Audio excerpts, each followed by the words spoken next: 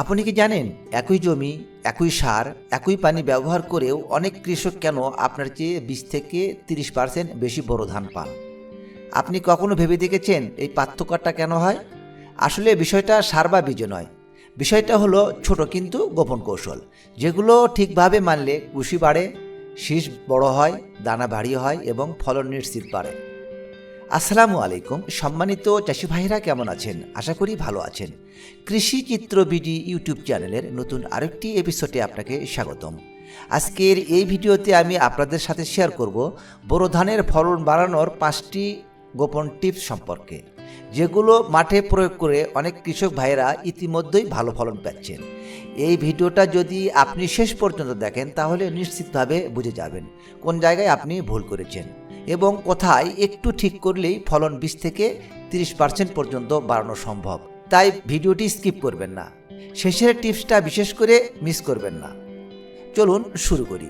তো ভিডিও শুরু করার আগে বরাবরের মতো ছোট্ট একটা রিকোয়েস্ট, এখনও আপনারা যারা আমাদের এই চ্যানেলটি সাবস্ক্রাইব করেন নাই, অবশ্যই চ্যানেলটি সাবস্ক্রাইব করে আমাদের এই ছোট্ট পরিবারের সদস্য হন।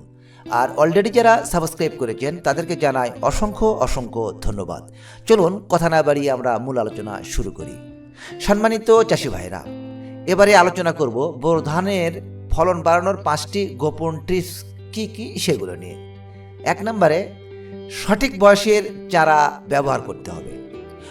অনেকেই না জেনে বেশি বয়সের চারা রোপণ করেন। এই বোরো ধানের চারা রোপণের আদর্শ বয়স হলো বিধান 25 থেকে 30 দিন, আর হাইব্রিড 20 থেকে 25 দিন বয়সের চারা আপনারা রোপণ করবেন।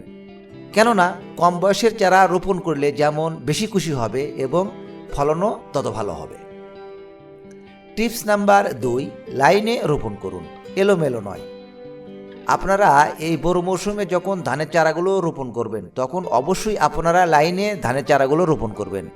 আর সবসময় ধানের চারাগুলো উত্তর এবং দক্ষিণ দিকে বরাবর লাইনে রোপণ করবেন। এতে করে কি হবে, আপনার ধানে আলো এবং বাতাস সমানভাবে পাবে। আর চারা রোপণের দূরত্ব সারি থেকে সারির দূরত্বটা রাখবেন 8 ইঞ্চি এবং চারা থেকে চারার দূরত্ব রাখবেন 10 ইঞ্চি। আর প্রতিটি গোছায় 3 থেকে 4টি করে চারা রাখুন। এতে কি হবে, যেমন কুশি বা পাশকাঠির সংখ্যা বেশি হবে, সার ও আলো সমানভাবে পাবে। এতে করে আপনার ধানের ফলন 10 থেকে 15% পর্যন্ত বাড়তে পারে।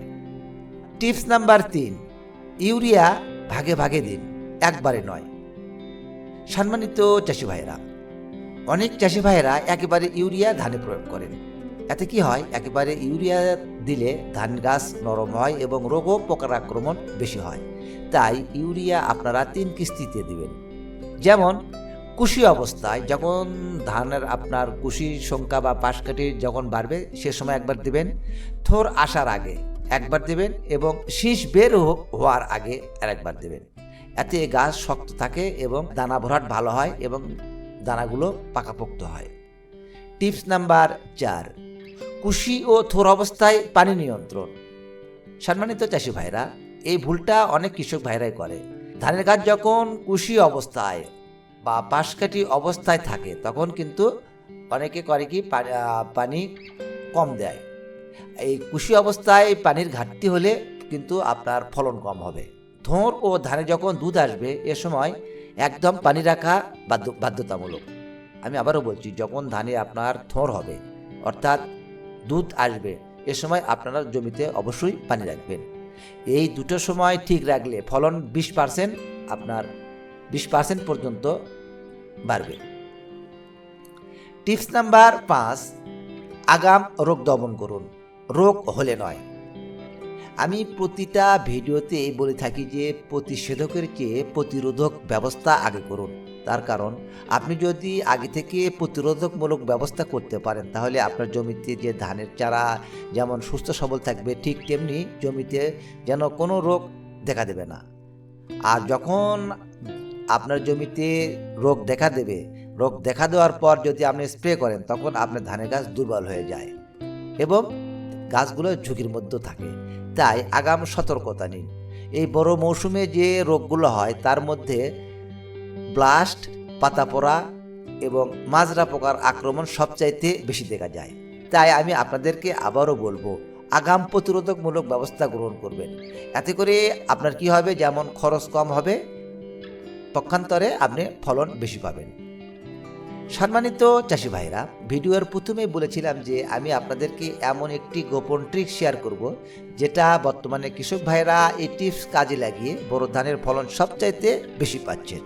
সেটা হলো, ধানের কুশি বা পাশকাঠির সংখ্যা যখন বেড়ে বা বাড়ার শেষের দিকে যাবে, সে সময় অবশ্যই আপনারা জিপসাম এবং দোস্তা এই সময় ধান গাছে প্রয়োগ করবেন। আর এ সময় জিপসাম এবং দোস্তা প্রয়োগ করলে আপনার ধানের শীষ বড় হবে, ধানের গাঁথুনি বেশি হবে, দানা ওজনদার হবে। সম্মানিত চাষি ভাইরা, পরিশেষে বলতে চাই যে বোরো ধানের ফলন বাড়ানোর জন্য আপনারা সঠিক বয়সের চারা নির্বাচন করবেন। অবশ্যই চারাগুলো লাইনে রোপণ করবেন, ইউরিয়া 3 ভাগে প্রয়োগ করবেন, পানি নিয়ন্ত্রণ ব্যবস্থাপনা ঠিক রাখবেন, সর্বোপরি রোগ দমনের জন্য আগাম ব্যবস্থা গ্রহণ করবেন। এই 5টি নিয়ম মানলেই আমি কথা দিচ্ছি বোরো ধানের ফলন নিশ্চিতভাবে বেড়ে যাবে। আজকের এই ভিডিওতে কোনো বিষয়ে যদি আপনাদের বুঝতে অসুবিধা হয়, তাহলে অবশ্যই কমেন্ট বক্সে কমেন্টস করে জানাবেন। আমি চেষ্টা করব আপনাদের প্রশ্নের উত্তর দেওয়ার জন্য। আর আজকের এই ভিডিওটি যদি আপনার উপকারী মনে হয়, তাহলে অবশ্যই একটি লাইক দেবেন এবং ভিডিওটি বেশি বেশি শেয়ার করবেন। আর এই কৃষি রিলেটেড ভিডিও পেতে অবশ্যই আমাদের চ্যানেলটিকে সাবস্ক্রাইব করবেন। আমাদের চ্যানেলে ফসলের রোগবালাই ও পোকামাকড় দমন ব্যবস্থাপনার উপর অনেকগুলো ভিডিও আছে, প্রয়োজনে আপনি দেখে নিতে পারেন। আজকের ভিডিও এই পর্যন্তই। কথা হবে পরবর্তী অন্য কোনো নতুন এক এপিসোডে। সে পর্যন্ত সবাই ভালো থাকুন। আল্লাহ হাফেজ।